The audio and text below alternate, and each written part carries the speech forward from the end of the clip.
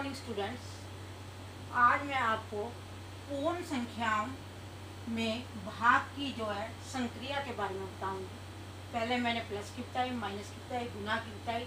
आज मैं आपको भाग की संक्रिया के बारे में बताऊंगी कि जब किसी भी संख्याओं को जो है भाग किया जाता है तो हमारे पास क्या आता है। सबसे पहले है भाग की संक्रिया में।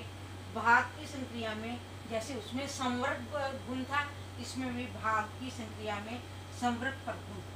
पहला क्या है? संवर्ग परगुण। संवर्ग परगुण क्या होता है? हम जब किसी भी पूर्ण संख्या को पूर्ण संख्या से भाग करें तो जरूरी नहीं है कि हमेशा जो है हमारे पास पूर्ण संख्या ही प्राप्त हो। जैसे हमने 10 को 2 से भाग किया तो ये तो हमारे पास क्या है? पूर्ण संख्या।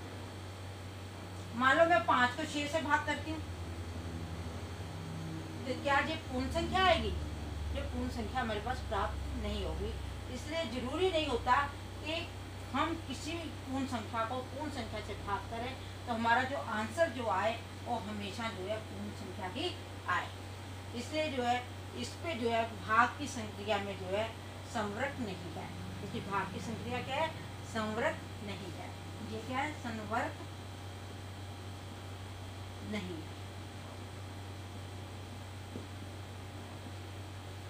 दूसरा है शून्य से पूर्ण संख्याओं में भाग। शून्य से शून्य से पूर्ण संख्याओं में भाग।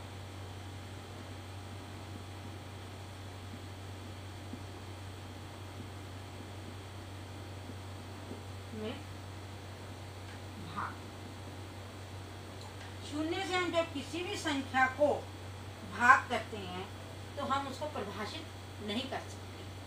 हम उसको जो है परिभाषित नहीं किया जाता, इसलिए हमारा जो है कोई भी आंसर नहीं आता। जैसे मान लो 6 को मैंने 0 से जब भाग किया तो हमारा आंसर 0 नहीं आएगा। हमारा आंसर क्या आएगा? परिभाषित नहीं किया जा सकता, इसलिए हम इसको इन्फिनिटी भी लिख देते हैं।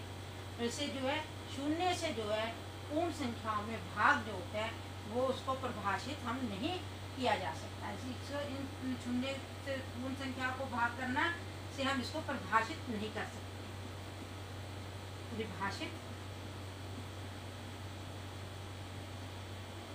नहीं किया जा सकता। तीसरा हमारा है पूर्ण संख्याओं में 1 से भाग। क्या आएगा? पूर्ण संख्याओं में तीसरे नंबर पे पूर्ण संख्याओं में 1 से भाग। तीसरी प्रॉपर्टी क्या है? पूर्ण संख्याओं में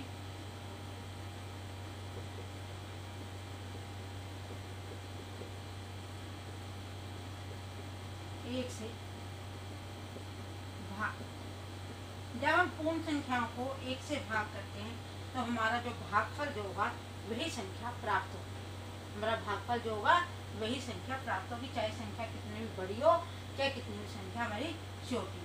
मैंने लिख लिया 1002, इसको हमने किससे भाग किया? 1 से, तो हमारा आंसर कितना आएगा?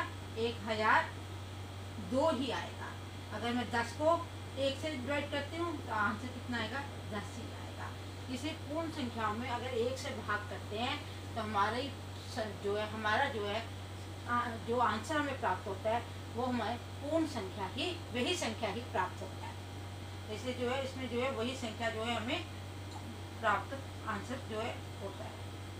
चौथी है शून्य में किसी शून्येतर पूर्ण संख्या से भाग। शून्य में किसी भी संख्या से भाग करना। शून्य में किसी भी पूर्ण संख्या से भाग करना।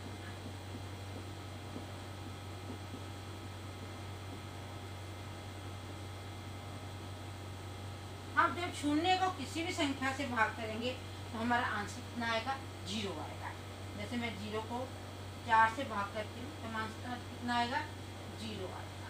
इसको जो है किसी भी संख्या छोटी हो या बड़ी हो, 0 को किसी भी संख्या से भाग करने पर हमारा आंसर कितना आता है? 0 आता है। अगर हम किसी संख्या को 0 से करते हैं तो हम उसको परिभाषित नहीं कर सकते। इसलिए हमें ये याद रखना है कि हम जीरो को किसी something upon zero upon something zero और something upon zero is equal to infinity के बराबर आता है। इसलिए हमारा जो है ये दोनों बातों को हमने ध्यान रखना है कि हम जीरो को किसी भी संख्या से भाग करें आंसर जीरो आएगा। अगर हम किसी संख्या को जीरो से भाग करते हैं तो उसको हम परिभाषित नहीं कर सकते। ये थी हमारी जो है भाग की जो है कुछ प्रॉपर्टी थी जो मैंने आपको बताई है। मेरे ख्याल से समझ में आ गया हूँ।